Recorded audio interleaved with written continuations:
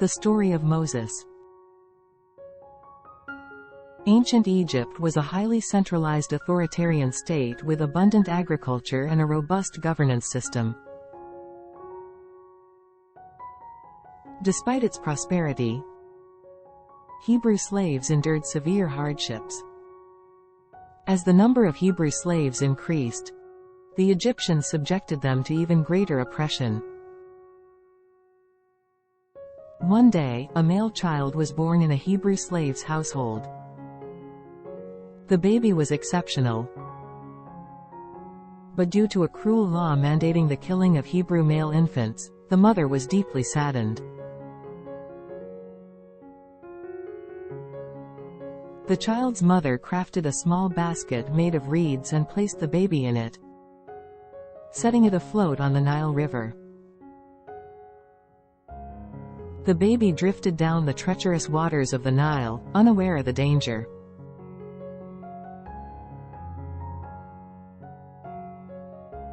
The basket floated along the river until it caught the attention of Pharaoh's daughter, who was bathing. She rescued the helpless baby from the water and decided to raise him as her own son, naming him Moses.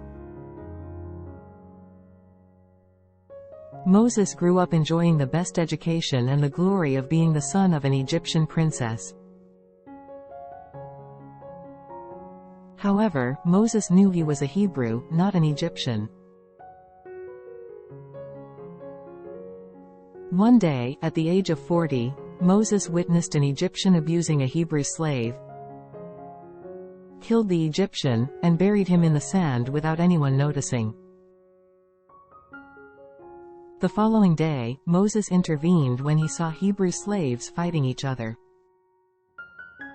However, news of his killing of the Egyptian had spread, and he had to flee to the land of Midian. Moses spent 40 years in Midian, tending to sheep.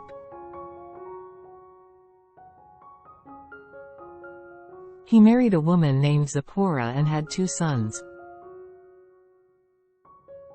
At the age of 80, while tending his flock, Moses witnessed a remarkable event: a burning bush that was not consumed by the flames. God spoke to Moses from the burning bush, instructing him to rescue the Israelites from Egypt.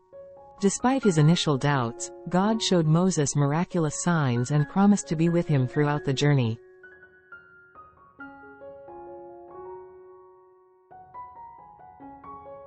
Moses confronted Pharaoh, delivering God's message to release the Hebrew slaves. However, Pharaoh, the king, was so stubborn that even when Moses performed the miracle of turning his staff into a snake, it was to no avail. Pharaoh's stubbornness led to 10 plagues striking Egypt. Plagues like blood, frogs, lice, flies, livestock disease, boils, hail, locusts, darkness, and the death of the firstborn afflicted Egypt.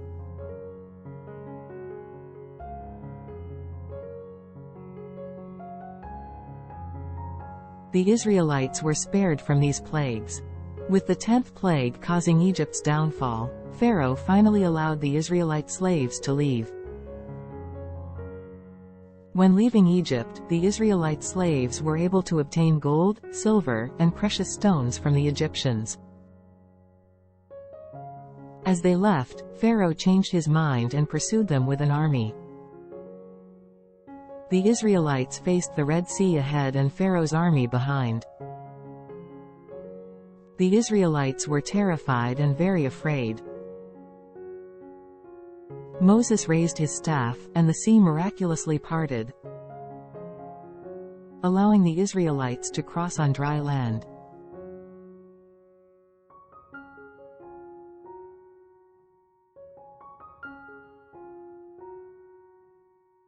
The pursuing Egyptian army drowned in the sea.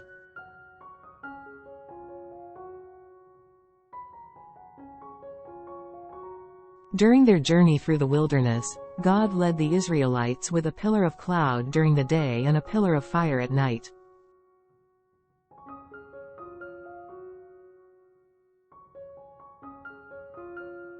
In the scorching wilderness, the Israelites complained of thirst, blaming Moses. God made Moses see a twig, and when Moses threw the twig into the water, the bitter water turned sweet so that all the people could drink.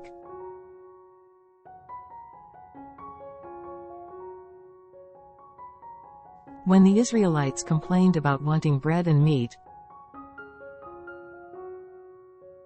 God sent manna and quails from heaven daily. In the morning, they made delicious cakes with manna and ate until they were full. In the evening, they ate quail meat until they were satisfied.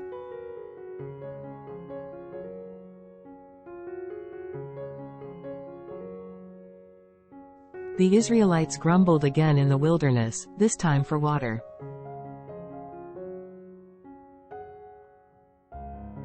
Moses struck the rock with his staff, and water gushed out, allowing the people to drink to their heart's content.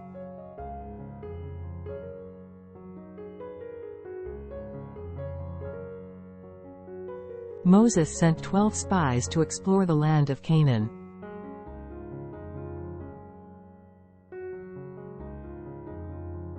Ten spies gave negative reports, and the Israelites wept all night, complaining against God and Moses. But Joshua and Caleb believed in God's promise of the land and urged the Israelites to trust in God. Eventually, they entered Canaan.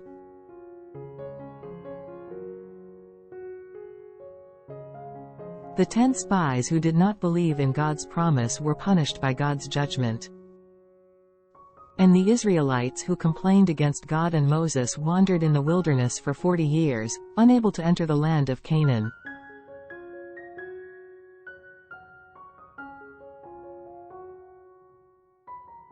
During the war with Amalek, when Moses raised his hands in prayer, the Israelites prevailed, and when Moses' hands went down, Amalek prevailed. So Aaron and Hur supported Moses' hands, and the Israelites finally emerged victorious.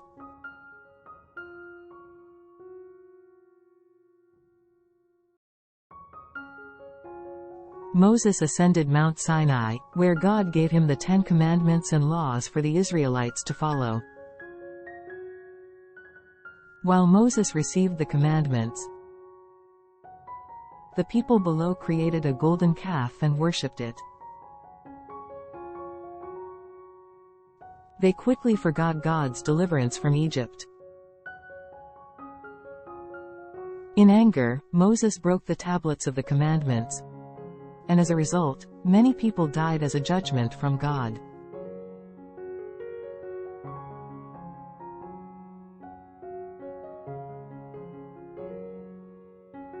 Korah and others rebelled against Moses and Aaron.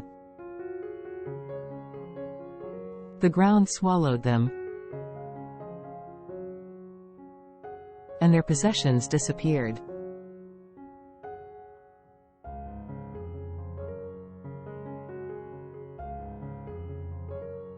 Moses had 12 staffs, one from each tribe, placed in the tabernacle. Aaron's staff miraculously budded, demonstrating God's choice.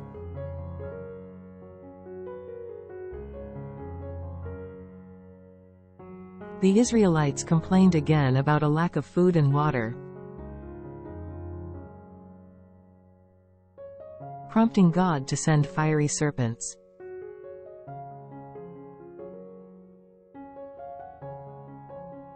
Many died, but through Moses' intercession, he made a bronze serpent and raised it high on a pole. Everyone who looked at the bronze serpent came to life.